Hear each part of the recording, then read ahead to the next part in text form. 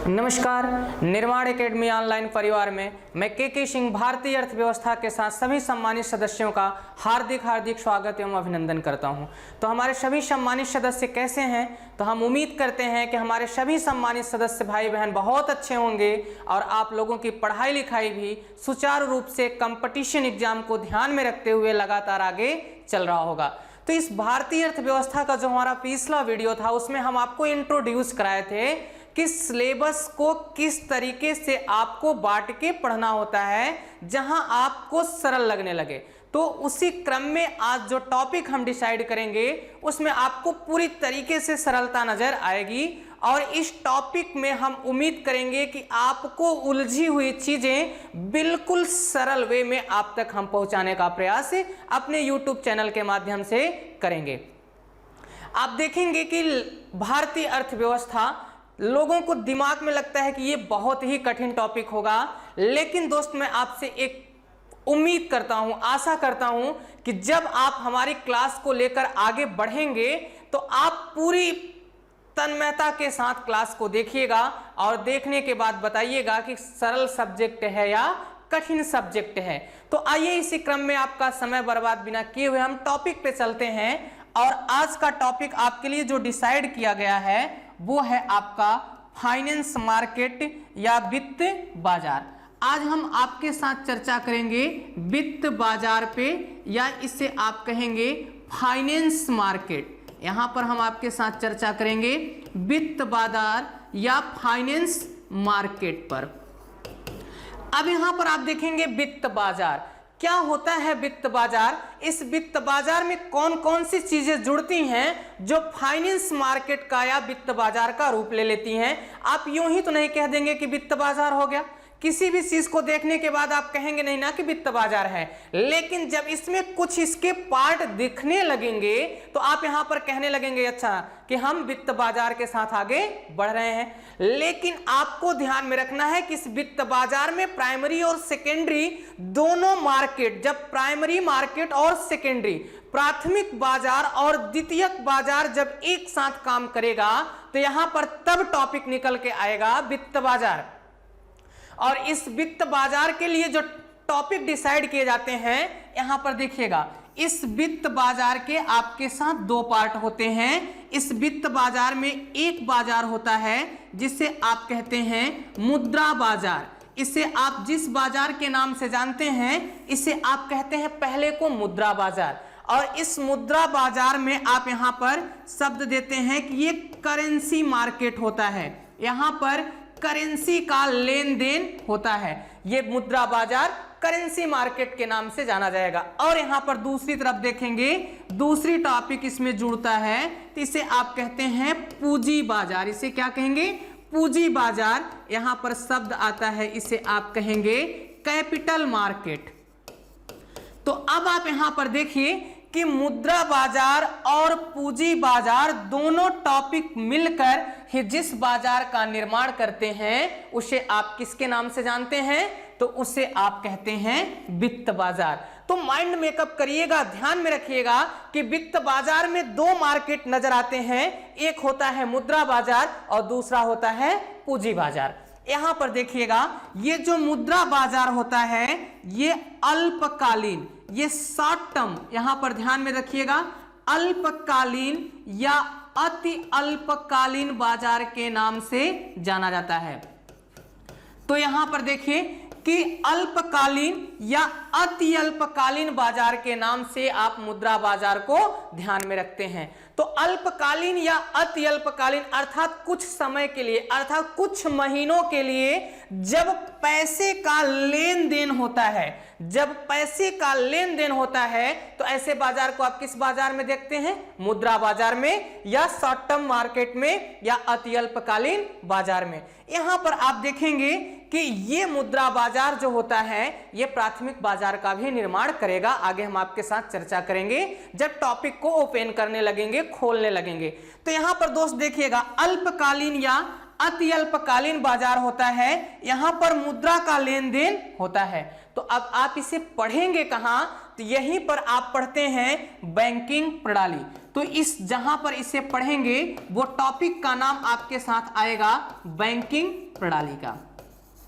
तो अब यहां पर देखिए कि अल्पकालीन या अति अल्पकालीन बाजार को पढ़ने के लिए आपको बैंकिंग सिस्टम या बैंकों के बारे में जानना होगा, क्योंकि करेंसी या पैसे का लेन देन जो होता है वो बाजार में आता है तो बैंकों के माध्यम से ही आता है, किसी और माध्यम से आने के कोई माध्यम होते नहीं है। पहले वो बैंकों के माध्यम से ही बाजार में आएगा।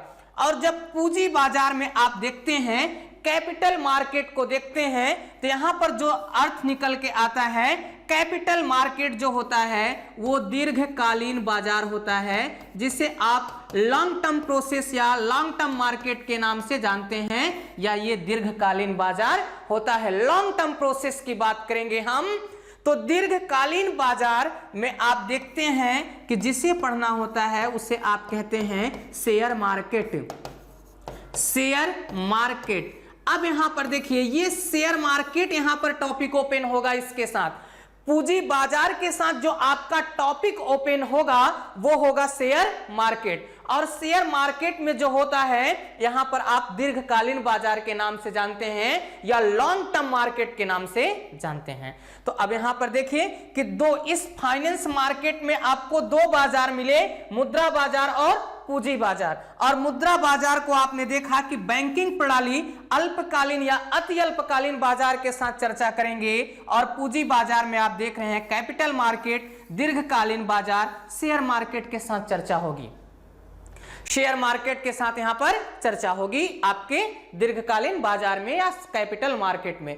तो एक एक टॉपिक को जब हम ओपन करें, तो आइए यहां पर आपके साथ आज का टॉपिक ओपन करें हम। तो पहला टॉपिक ओपन करें तो यहां पर मुद्रा बाजार के बारे में हमें चर्चा करनी है। यहां पर देखिए वित्त बाजार का सब टॉपिक जो नजर आ रहा है, फाइनेंस मार्केट या वित्त बाजार, और इस वित्त बाजार में हमें ओपन करना है मुद्रा बाजार। तो अब यहां पर देखिए कि हमें करेंसी मार्केट, अब हमें करेंसी का लेन देन करना है। तो अब देखिएगा ये मुद्रा बाजार में हमें जो पढ़ना है वो टॉपिक निकल के आएगा आपके साथ। तो इसे आप कहेंगे कि ये आपका होगा, यहां पर आप देखिए यहां पर पढ़ना है आपको बैंकिंग प्रणाली। बैंकिंग प्रणाली, और इस बैंकिंग प्रणाली में सबसे पहले जो हमारे साथ आपकी चर्चा होगी वहां पर इस बैंकिंग प्रणाली में आपका आएगा आरबीआई। आरबीआई या इसे आप कहेंगे reserve bank of India. Reserve bank of India, या आप इसे कह सकते हैं भारतीय रिजर्व बैंक। भारतीय रिजर्व बैंक, इसके बारे में हमें आपके साथ चर्चा करनी है। अब टॉपिक जब ओपन होगा तो वहां पर आप ये सोचिएगा कि ये सब हम ही कर रहे हैं, मतलब हम नहीं, आप कर रहे हैं। तो आप देखिएगा कि किसी भी टॉपिक को आप अपने ऊपर जब इंप्लीमेंट करेंगे, अपने को सोच के आगे बढ़ेंगे, तो टॉपिक में कंफ्यूजन नहीं रह जाता है। तो दोस्त हम आपसे उम्मीद करेंगे कि कोई भी सब्जेक्ट का किसी भी टॉपिक को जब आप पढ़िएगा तो ये सोच के पढ़िएगा ये हमारे द्वारा ही कार्य किया जा रहा है। क्योंकि जब आप अपने के लिए अपना कार्य करते हैं तो वहां पर आप 100% देते हैं, और कंपटीशन आपका 100% मांगता है। शॉर्ट टर्म कोई व्यवस्था कंपटीशन में होती नहीं है। जो हमारे प्रतिभागी भाई बहन अगर शॉर्ट टर्म व्यवस्था खोजते हैं तो वो सोच लीजिए कि उनके लिए समय और जाएगा, उनका समय और जाएगा। वो पंचवर्षीय योजनाओं का एक सूत्रीय कार्यक्रम करके आएंगे। लेकिन जो हमारे भाई बहन प्रतिभागी भाई बहन अगर ये सोचेंगे कि हमें 100% तैयार करके एग्जाम हॉल में जाना है, लेकिन आप जब 100% तैयार करके जाएंगे तो वहां पर 70% भी अगर आप देकर आ जाएंगे अपने लिए तो आपका एक सेट पक्का हो जाता है। तो आइए यहां पर देखते हैं रिजर्व बैंक ऑफ इंडिया या भारतीय रिजर्व बैंक के बारे में हमें देखना है। तो आप हमें बताइएगा कि जब आप किसी अनजाने व्यक्ति से मिलते हैं तो क्या सबसे पहले पूछते हैं क्या कि आप भाई साहब क्या करते हो? नहीं ना, सबसे पहले आप इंट्रोड्यूस होते हैं तो आप पूछते हैं भाई साहब आपका नाम क्या है। नाम मतलब उनका आप इंट्रोडक्शन ले रहे हैं, अर्थात परिचय ले रहे हैं। तो आइए, जब हम बैंकिंग सिस्टम आपके साथ चर्चा कर रहे हैं तो क्यों ना सबसे पहले हम आरबीआई का आपके साथ चर्चा करेंगे। आरबीआई का परिचय, हम सबसे पहले इंट्रोडक्शन करेंगे आरबीआई का, आरबीआई के परिचय की बात करेंगे, और फिर जब हम दूसरे टॉपिक पर आपके साथ एंट्री करेंगे तब यहां पर हम आपको बताएंगे आरबीआई के कार्य या भारतीय रिजर्व बैंक ऑफ इंडिया के कार्य। तो अब यहां पर देखिए, रिजर्व बैंक ऑफ इंडिया के कार्यों को हम आपके साथ दो भागों में बांटेंगे, और जब दो भाग में बांटेंगे तो पहले भाग को हम बताएंगे आरबीआई का घरेलू कार्य, आरबीआई का घरेलू कार्य या domestic work of RBI. RBI का डोमेस्टिक या घरेलू कार्य क्या होता है, फिर आपके साथ हम जब ब्रॉड वे में चलेंगे इसके बाद तो यहां पर आपको बताएंगे आरबीआई का विदेशी कार्य या फॉरेन सेक्टर वर्क, विदेशी कार्य। तो आप देखिएगा, आरबीआई के सबसे पहले हम किस पर बात करेंगे, परिचय की बात करेंगे, फिर हम आरबीआई के कार्य की बात करेंगे और कार्यों को दो भागों में बांटेंगे। कार्यों को कितने भागों में बांट दिया जाएगा, दो भागों में, टॉपिक सरल होने लगेगा। आरबीआई के जब कार्यों को दो भागों में बांटेंगे तो पहला भाग कहेंगे कि आरबीआई अपना घरेलू कार्य क्या करता है, डोमेस्टिक वर्क क्या होता है आरबीआई का, और फिर हम नेक्स्ट टॉपिक पे चलेंगे तो आरबीआई के विदेशी कार्य को ओपन करेंगे, एक एक करके ओपन करेंगे, और आपको एक वादा देते हैं कि आपको टॉपिक सरल लगने लगेगा। तो आइए देखते हैं फिर हम आगे। तो यहां पर आरबीआई का परिचय, तो सब टॉपिक पे यहां पर देखिए कि आपका आज का टॉपिक होगा आरबीआई का परिचय, आरबीआई का परिचय। अब आरबीआई के परिचय की हम बात करें तो जब आप हिस्ट्री पढ़ेंगे 1935 का शासन अधिनियम, 1935 का एक्ट जब पढ़ेंगे तो 1935 के एक्ट में एक शब्द वहां पर जोड़ा गया है कि भारत में एक बैंकिंग सिस्टम का बात किया जाएगा, भारत में एक बैंक की स्थापना की जाएगी, और यह बैंक बनेगा कौन सा, आरबीआई। इसका नामकरण जब होगा तो इस बैंक का नामकरण रखा जाएगा रिजर्व बैंक ऑफ इंडिया, भारतीय रिजर्व बैंक। लेकिन भारत का केंद्रीय बैंक अभी ये नहीं होगा, केंद्रीय बैंक आने के लिए भारत आजाद होगा, फिर भारत में बैंकों का राष्ट्रीयकरण किया जाएगा, और पहला राष्ट्रीयकरण किया जाएगा आरबीआई का, हम आपके साथ चर्चा करेंगे, और जब राष्ट्रीयकरण करेंगे तो भारत का केंद्रीय बैंक हो जाएगा। यहां पर देखें आरबीआई के परिचय की हम बात करें तो आइए देखते हैं आरबीआई एक्ट 1934 के अनुसार,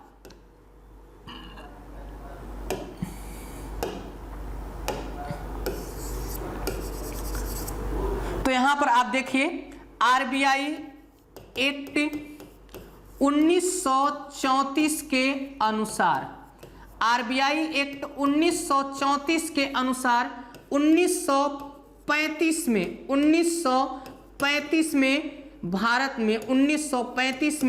भारत में एक बैंक की स्थापना की गई, भारत में एक बैंक की स्थापना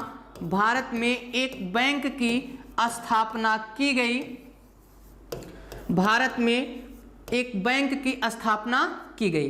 तो आरबीआई एक्ट 1934 के अनुसार भारत में एक 1935 में एक बैंक की स्थापना की गई जिसका नाम रखा गया रिजर्व बैंक ऑफ इंडिया या भारतीय रिजर्व बैंक। तो आरबीआई एक्ट 1934 के अनुसार 1935 में भारत में एक बैंक की स्थापना की गई और जिसका नामकरण किया गया रिजर्व बैंक ऑफ इंडिया या आरबीआई।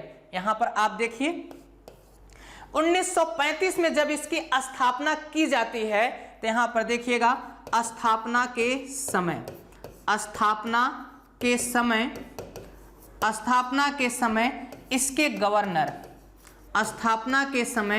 इसके गवर्नर सर ऑसबर्न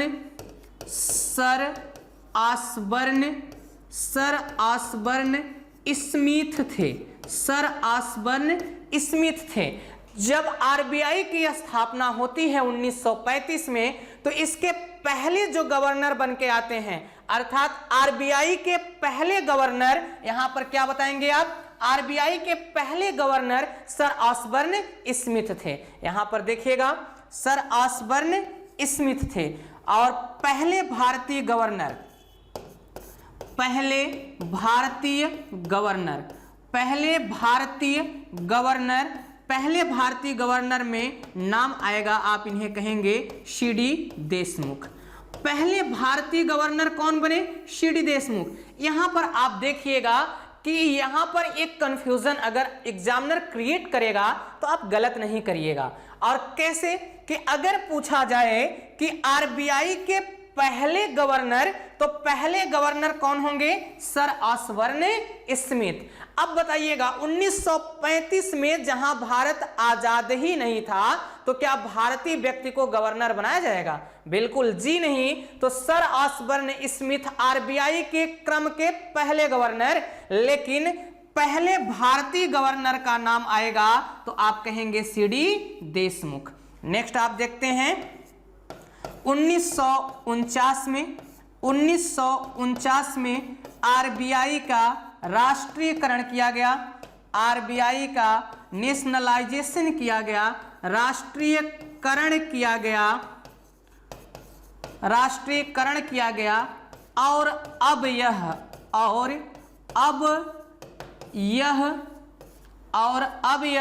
भारत का केंद्रीय बैंक, भारत का केंद्रीय बैंक कहलाता है, केंद्रीय बैंक कहलाता है। अब यहां पर आप देखिए कि 1949 में जब आरबीआई का राष्ट्रीयकरण किया जाता है, 1949 में जब आरबीआई का राष्ट्रीयकरण किया गया, तब से ये भारत का केंद्रीय बैंक हो गया, रिजर्व बैंक ऑफ इंडिया या भारतीय रिजर्व बैंक आरबीआई का केंद्रीय बैंक कहलाया। और कहलाने का समय था 1949 में। यहां पर देखिए स्थापना आरबीआई एक्ट और केंद्रीय बैंक होता है 1949। तो आपको जल्दी से रिकैप कराया जाए तो यहां पर देखिए स्थापना के समय गवर्नर सर ऑसबर्न स्मिथ, पहले भारतीय गवर्नर सीडी देशमुख। राष्ट्रीयकरण कब किया गया, 1949 में इसका राष्ट्रीयकरण कर दिया गया। आगे बढ़ें तो यहां पर देखेंगे आरबीआई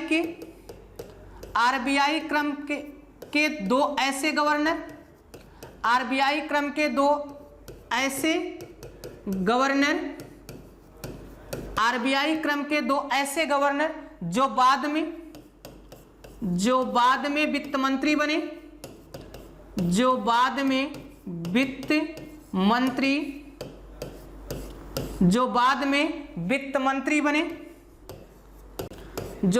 वित्त मंत्री बने, उनका नाम आप देखेंगे। जैसे आप देखिए तो पहले तो थे आपके सीडी देशमुख, पहले कौन थे, सीडी देशमुख, कि बाद में इन्होंने फाइनेंस मिनिस्टर के रूप में भी कार्य किया, जिनका नाम है सीडी देशमुख। और दूसरा चर्चित व्यक्ति आपको पता होगा, दूसरे हैं मनमोहन सिंह। दूसरे कौन नजर आए, मनमोहन सिंह। तो यहां पर आप देखिए कि दो ऐसे गवर्नर, भारतीय रिजर्व बैंक ऑफ इंडिया क्रम के दो ऐसे गवर्नर जो बाद में क्या बने, वित्त मंत्री भी बने। तो पहला सीडी देशमुख और दूसरा मनमोहन सिंह। तो यहां पर आप देखेंगे कि वर्तमान में आरबीआई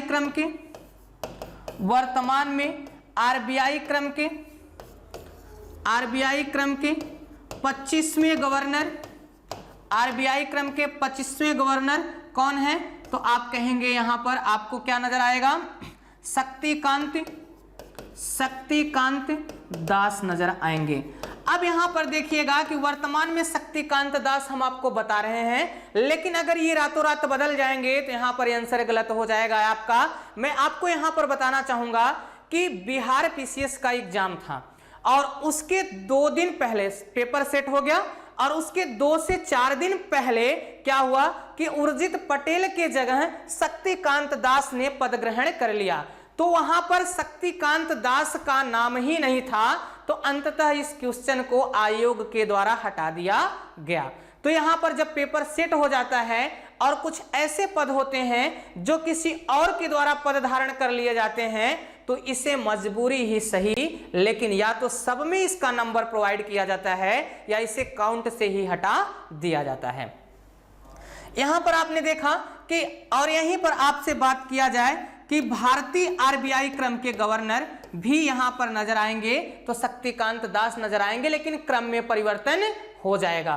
तो इस तरीके से आप यहां पर देख रहे हैं कि किस तरीके से हम आपके साथ एक एक चीजों को क्लियर करते हुए आपको शब्दों के साथ सरलता नजर आ रही होगी, क्लियर होगा आपका एक एक पॉइंट। तो यहां पर आप देखिएगा कि अब हम बात करें तो आरबीआई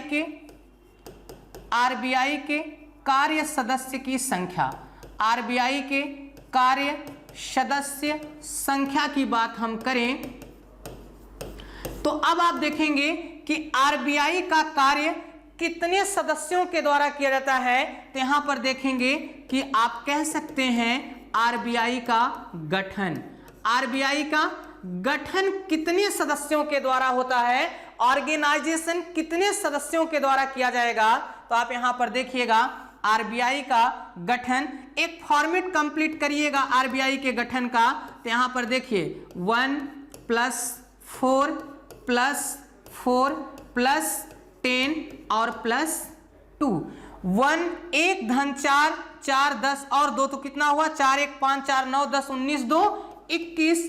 तो आरबीआई की सदस्य संख्या कितनी होती है 21। हमेशा क्वेश्चन अगर पूछा गया है यहां से, तो यहां से भी एक क्वेश्चन नजर आता है कि आरबीआई का गठन कितने सदस्यों के माध्यम से होता है, या आरबीआई का गठन कितने सदस्य से कंप्लीट होता है या पूर्ण होता है। तो यहां पर देखेंगे आरबीआई का जो सदस्य संख्या होता है या आरबीआई का जो गठन होता है वो 21 सदस्यों के माध्यम से होता है। आप कहेंगे कि इस 21 सदस्यों में कौन कौन शामिल होता है, इस 21 सदस्य में कौन कौन शामिल होगा। तो आइए चर्चा करते हैं कि एक जो होता है ये गवर्नर होता है, पहला जो एक के नाम से होता है ये गवर्नर होता है। ये जो 4 होते हैं वो डिप्टी गवर्नर होते हैं। आप ध्यान में रखिएगा, बिल्कुल कंफ्यूजन नहीं होइएगा। तो एक गवर्नर, 4 डिप्टी गवर्नर, यहां पर देखेंगे 4 जो होते हैं ये HRO होते हैं, हेड रीजनल ऑफिसर होता है या मुख्य क्षेत्राधिकारी होता है। जैसे आप यहां पर देखें, अगर ये हम पूरे गोले को भारत माने तो इसे 4 क्षेत्रीय भागों में बांट दिया जाता है, उत्तर दक्षिण पूरब और पश्चिम, नॉर्थ साउथ ईस्ट और वेस्ट में जब हम बांट देंगे तो यहां पर एक एक सदस्य जो होंगे इस एरिया के मुख्य हो जाते हैं, और यही मुख्य सदस्य को आप क्या कहते हैं HRO के नाम से जानते हैं या हेड रीजनल ऑफिसर के नाम से जानते हैं। यहां पर देखेंगे ये जो 10 होते हैं वो सरकार के द्वारा, किसके द्वारा, गवर्नमेंट के द्वारा या सरकार के द्वारा नियुक्त निदेशक होते हैं, सरकार के द्वारा नियुक्त निदेशक होते हैं। अब इस निदेशक का कार्य क्या होता है कि आरबीआई जो स्वायत्तशासी संस्था के रूप में कार्य करेगी, अब इन कार्यों का इंफॉर्मेशन ये कहां तक देंगे, गवर्नमेंट को देंगे। तो ये सरकार के द्वारा जिसकी गवर्नमेंट आती है वही अपने अकॉर्डिंग अपने सदस्यों को यहां पर डालता है। और ये जो 2 होते हैं, ये 2 होते हैं वित्त मंत्रालय से संबंधित। इनका संबंध कहां होता है, फाइनेंस मिनिस्ट्री से होता है या वित्त मंत्रालय से होता है। एक वित्त सचिव, दूसरा वित्त मंत्री भी इसमें शामिल हो जाता है। तो आप बिल्कुल यहां पर कंफ्यूजन नहीं क्रिएट करिएगा, तो आपको पता होगा कि अब यहां पर बिल्कुल कंफ्यूजन से आप हट गए होंगे और समझ में आ गया होगा कि आरबीआई का गठन कितने सदस्यों के माध्यम से होता है। तो आरबीआई के गठन में कितने सदस्य होंगे, तो 21 सदस्य होंगे, जिसमें एक गवर्नर होगा, 4 डिप्टी गवर्नर होंगे, 4 मुख्य क्षेत्राधिकारी होंगे, 10 सरकार के द्वारा नियुक्त निदेशक और 2 वित्त मंत्रालय से संबंधित व्यक्ति अपनी पद गरिमा को जब सुशोभित करेंगे तो यहां पर शब्द क्या आएगा, आरबीआई का गठन कंप्लीट होगा।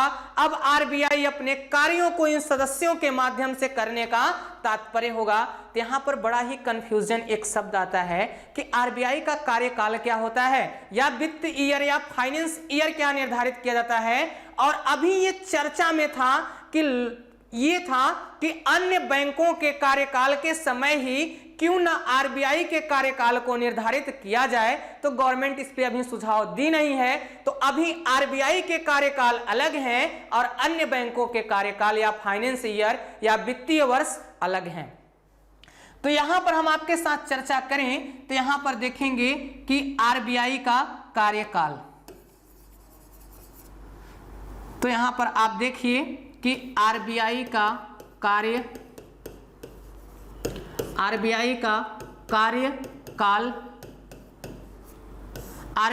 कार्यकाल या आप कह सकते हैं कि आरबीआई का वित्त वर्ष फाइनेंस ईयर क्या होगा।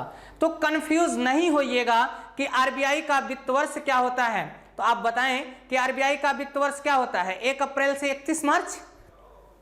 तो ये आप ही के अकॉर्डिंग होंगे, हमारे अकॉर्डिंग है नहीं। तो आरबीआई के वित्त वर्ष या कार्यकाल की बात करें तो यहां पर देखेंगे कि आरबीआई का जो कार्यकाल होगा वो 1 जुलाई से 30 जून, कब से कब, 1 जुलाई से 30 जून। यहां पर आप देखिएगा 1 जुलाई से 30 जून के बीच में आरबीआई का कार्यकाल निर्धारित किया जाता है। तो अब यहां पर आप देखिए कि आरबीआई का कार्यकाल या फाइनेंस ईयर या वित्त वर्ष 1 जुलाई से 30 जून के बीच। और इसके बाद आप देखेंगे अन्य बैंक और अन्य बैंक में आप देखेंगे कि जो आरबीआई एक्ट के अनुसार कार्य करेंगे उन्हें शेड्यूल बैंक या अनुसूचित बैंक के नाम से भी जानते हैं। और दूसरा जो होते हैं कमर्शियल बैंक की बात करें हम आपके साथ, कमर्शियल बैंक और या आप कह सकते हैं प्राइवेट बैंक। इन बैंकों का जो कार्यकाल होता है वो अन्य बैंक के कार्यकाल जो होते हैं वो 1 अप्रैल से 31 मार्च के बीच में होता है।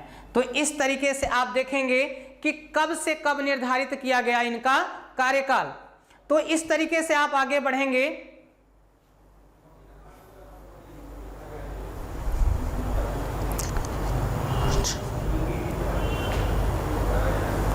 तो आप यहां पर देखेंगे कि 1 अप्रैल से 31 मार्च के बीच में इसका निर्धारण किया गया।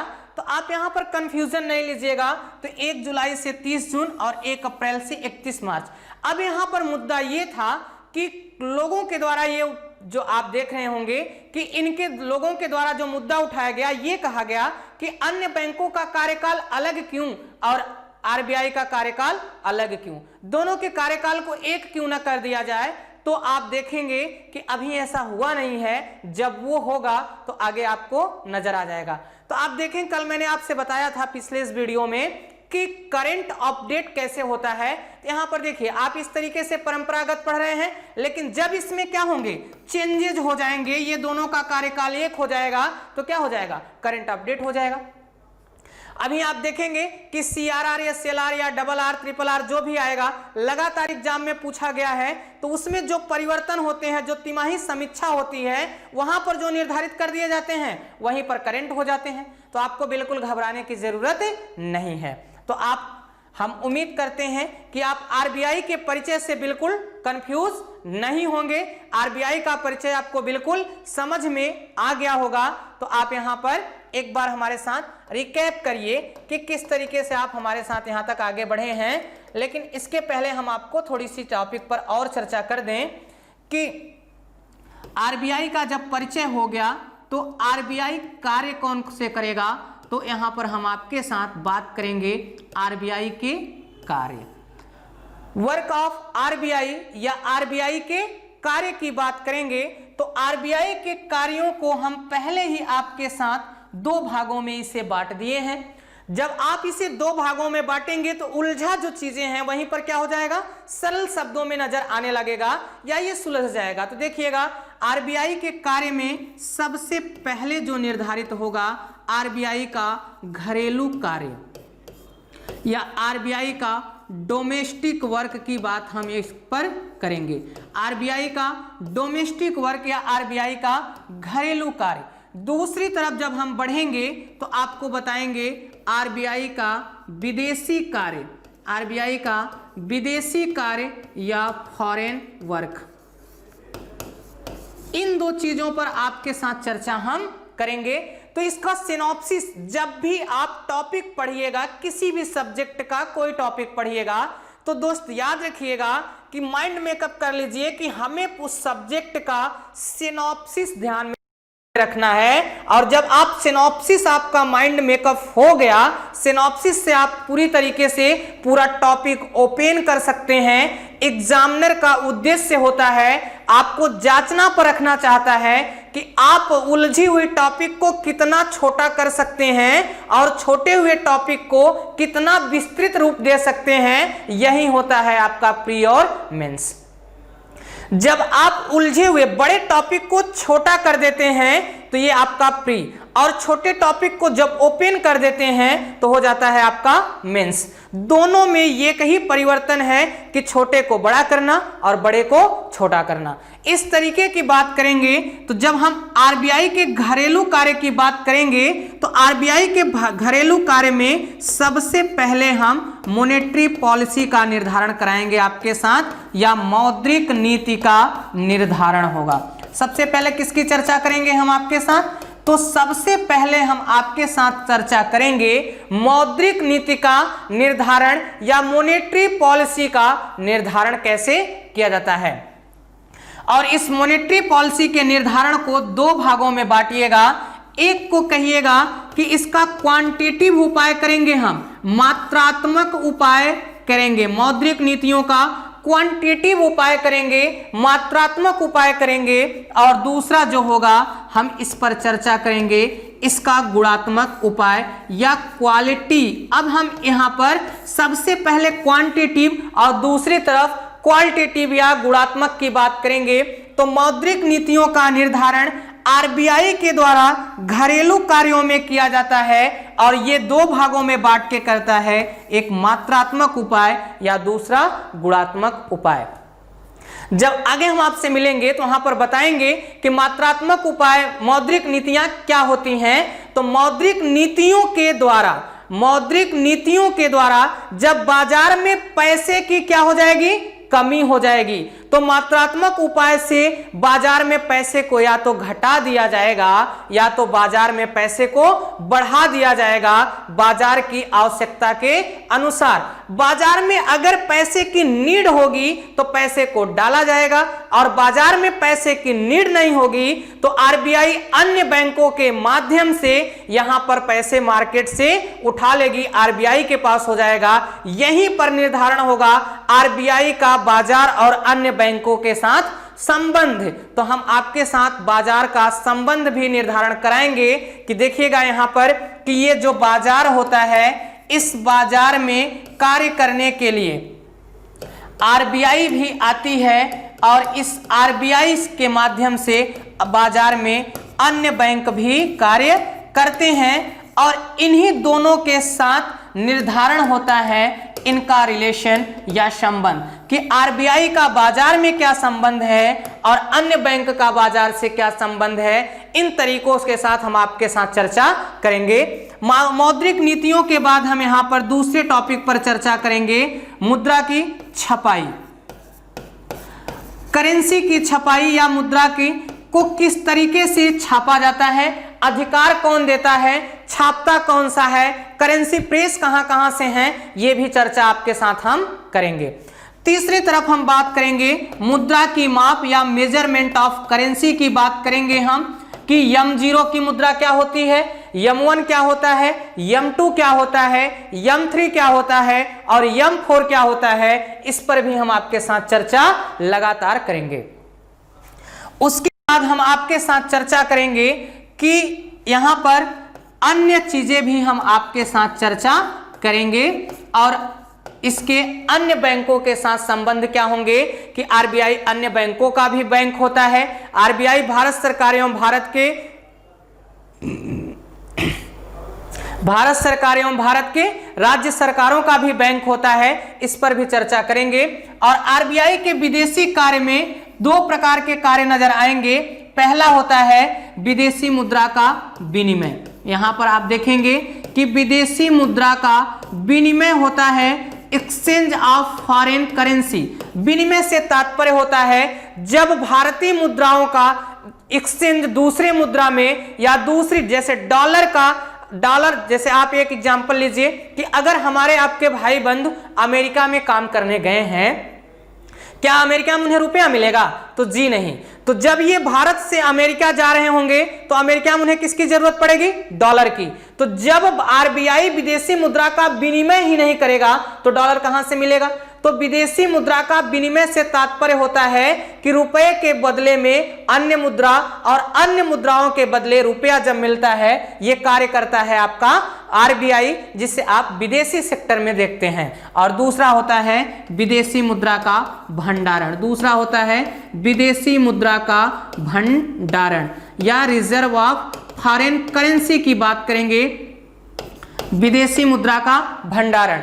अब इस भंडारण से ही निर्धारण होता है भारत के विकास की बात। तो आगे जब हम नेक्स्ट वीडियोस में मिलेंगे तो आपको पूरी तरीके से इन टॉपिक को लेकर चलेंगे, एक एक चीजें क्लियर कराएंगे। और तब तक आप हमारे इस YouTube चैनल को लाइक करिए, शेयर करिए, सब्सक्राइब करिए। जितना सहयोग आप कर सकते हैं हम आपके सहयोग के लिए अपेक्षित हैं। तब तक के लिए हमें इजाजत दीजिएगा। Best of luck. नमस्कार।